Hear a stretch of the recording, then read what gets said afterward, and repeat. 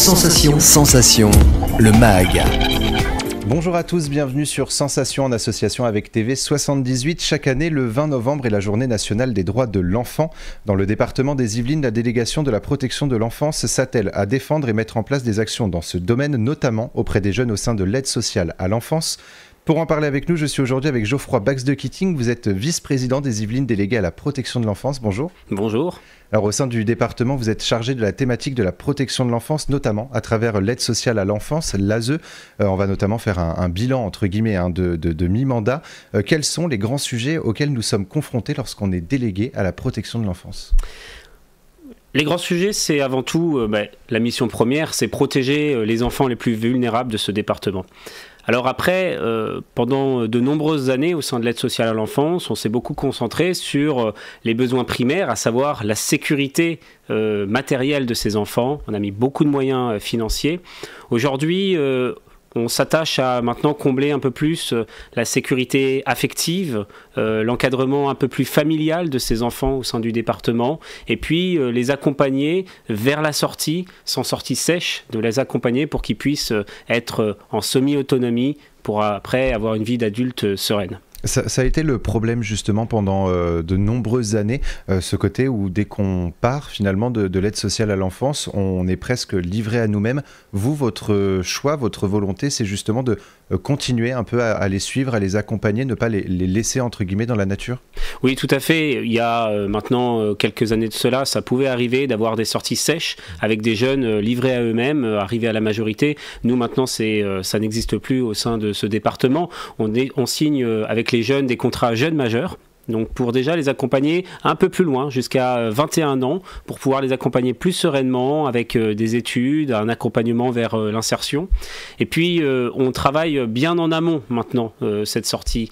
On a un accompagnement à la fois avec du mentorat pour les accompagner sur la scolarité. On a un accompagnement à l'orientation. On les accompagne pour vraiment s'insérer. On les éduque à l'autonomie pour commencer à apprendre à être tout seul, à vivre seul, en indépendance. Et puis, on est vraiment dans le développement d'une sécurité aussi affective avec des références sur le long terme. C'est pour ça qu'on a développé le parrainage.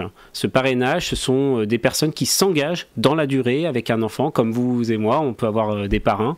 Eh bien, c'est ce que l'on a développé avec ces enfants pour qu'ils puissent avoir des référents tout au long de leur vie. C'est en ça aussi la volonté du département, mais aussi de l'aide sociale à l'enfance, c'est de finalement bien les faire grandir et surtout prendre en compte leur traumatisme. Bien sûr, mais on a des enfants qui arrivent avec des vulnérabilités très jeunes. Évidemment, ils ont un parcours de vie qui est bien différent du nôtre, avec des parents qui ont été défaillants. Alors, on ne peut pas tout résoudre, c'est pas possible, on parle d'humain, on ne parle pas de dossier. Pour autant, nous, on essaye de mettre tous les moyens possibles pour les accompagner dans leur vie, pour bien grandir au sein de l'aide sociale à l'enfance. C'est difficile, mais on s'y emploie tous les jours. Vous avez notamment déployé plusieurs actions en faveur des enfants et adolescents suivis ou accueillis par l'ASE, notamment sur la thématique du numérique. Quels étaient les objectifs à travers ce déploiement du numérique au sein de l'ASE ? Alors, au sein du département, on a beaucoup accentué sur le numérique de façon très large, très globale, où on a mis en place de nombreux équipements numériques au sein des collèges. On avait commencé en premier lieu par les jeunes de l'aide sociale à l'enfance, parce que souvent, ce sont les personnes qui n'avaient pas ces moyens, ces équipements à la maison. Donc là, on les a accompagnés là-dessus. Et puis, avec le dispositif Mentor et moi, l'ensemble de ces jeunes sont accompagnés par des étudiants. C'est plus facile d'avoir un référent jeune autour de soi, et donc des étudiants avec qui on a conventionné, des écoles, des universités, pour accompagner ces enfants. Et puis, ça peut être à la fois sur du numérique, mais également dans leur scolarité. Ce sont justement des dispositifs, donc notamment Mentor et moi, qui ont porté leurs fruits. Est-ce que vous voyez justement que les jeunes qui sont accueillis au sein de l'ASE partent aussi de manière plus sereine après ? Oui, bien sûr. Alors, ça ne fait pas tout. Oui. Évidemment, mais sur la scolarité, on a 400 jeunes qui ont été accompagnés. Il y a près de 200 mentors qui accompagnent ces jeunes. Et donc, mécaniquement, vous avez à la fois une aide à la scolarité, mais aussi, on va dire, un accompagnement moral, un référent, une relation qui s'installe avec ces jeunes. C'est plus simple que quand on met les professionnels autour. Le lien n'est évidemment pas le même. Alors, ces enfants, justement, placés à l'ASE, ne doivent pas devenir ces grands oubliés du système éducatif, selon vous? Bien sûr que non, ils doivent pas être oubliés. Alors, on met les moyens un peu partout, dans nos collèges, dans les quartiers prioritaires, mais c'est notre rôle, collectivité, public, d'être là en soutien des personnes les plus vulnérables qui n'ont pas ce soutien-là autour d'eux. Donc, évidemment qu'on met ces moyens. Est-ce qu'on peut estimer aujourd'hui que les actions sont suffisantes ou est-ce qu'il faudrait aller plus loin avec de nouvelles délibérations et actions dans les mois à venir? Alors, oui, évidemment, on va développer, là on a lancé Avenir, qui est un programme d'excellence pour les jeunes qui ont un peu plus de potentiel. Ça serait dommage de les brider, et donc on a décidé de lancer un accompagnement spécifique de coaching pour ces jeunes-là, pour qu'ils puissent assurer sereinement ces études et voilà, pouvoir avoir les mêmes chances que les autres. L'égalité des chances au sein de ce département, on y est très attaché, et c'est pour ça qu'on met les moyens. Ça serait aussi l'idée de casser justement ce mur et ces stéréotypes en se disant un enfant au sein de l'ASE n'a pas toutes les chances, alors que s'il devrait avoir justement toutes ces chances.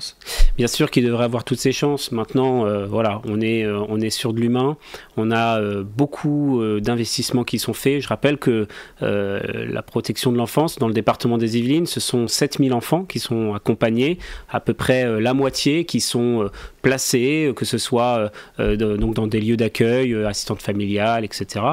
Et puis, on a évidemment un développement très fort pour faire de cette aide sociale à l'enfance une aide sociale à l'enfance familiale, la plus humaine possible. Je dis, on a développé dans ce département à la fois les assistants familiaux qui représentent près de 500 places d'accueil. Et puis, comme c'est un métier qui disparaît un petit peu parce que c'est beaucoup d'engagement, on a décidé de développer les villages d'enfants. Ces villages d'enfants, c'est à peu près l'équivalent, sauf que ce sont 2 éducateurs référents et les jeunes sont entre 4 et 6 par maison dans des lotissements, c'est-à-dire qu'ils vivent une vie comme tout le monde, avec des éducateurs référents en petits groupes, comme une famille, et donc c'est ça que l'on a essayé de développer. Et là, en ce moment, nous avons 250 places qui sont en développement pour mieux accueillir ces enfants, pour qu'ils puissent vivre le plus sereinement et comme tout le monde, comme tous les enfants de leur âge. Sur le département des Yvelines, certaines associations s'engagent, notamment dans la protection de l'enfance, à l'aide administrative pour l'accueil d'un enfant étranger ou dans le cas de maltraitance. Est-ce que votre rôle, c'est également de soutenir ces associations? Notre rôle, c'est soutenir tous les enfants qui ont besoin d'aide. C'est soutenir tous les enfants qui sont vulnérables. Alors évidemment, on va financer, on va accompagner toute association qui va venir en aide à des enfants mineurs qui sont vulnérables. Le rôle de la protection de l'enfance, c'est également de préserver la sécurité, l'éducation et la moralité des enfants. On en a un petit peu parlé tout au long de cette émission. Est-ce qu'en cela, vous pouvez agir ou réagir sur la thématique du harcèlement scolaire qui prend une part importante en ce moment? Le harcèlement scolaire, on en parle énormément et à raison, puisque vous savez, on a tous connu le collège, les écoles élémentaires où on a des effets de groupe qui se forment.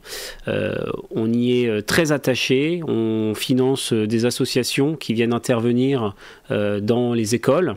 Alors, on finance des associations qui interviennent sur différentes thématiques de prévention, à la fois sur le harcèlement scolaire, mais également sur les violences intrafamiliales, qu'un enfant sache que certaines choses ne se font pas à la maison. Et donc ça, c'est important d'avoir cette prévention-là auprès des enfants le plus tôt possible pour qu'ils puissent détecter et qu'on fasse... qu'on puisse agir auprès de ces enfants. Et en mai dernier, on vous recevait pour parler de l'Assemblée des jeunes lancée par le département. Les jeunes de l'aide sociale à l'enfance sont impliqués dans ce projet. Quel est l'intérêt de les intégrer à un tel projet ?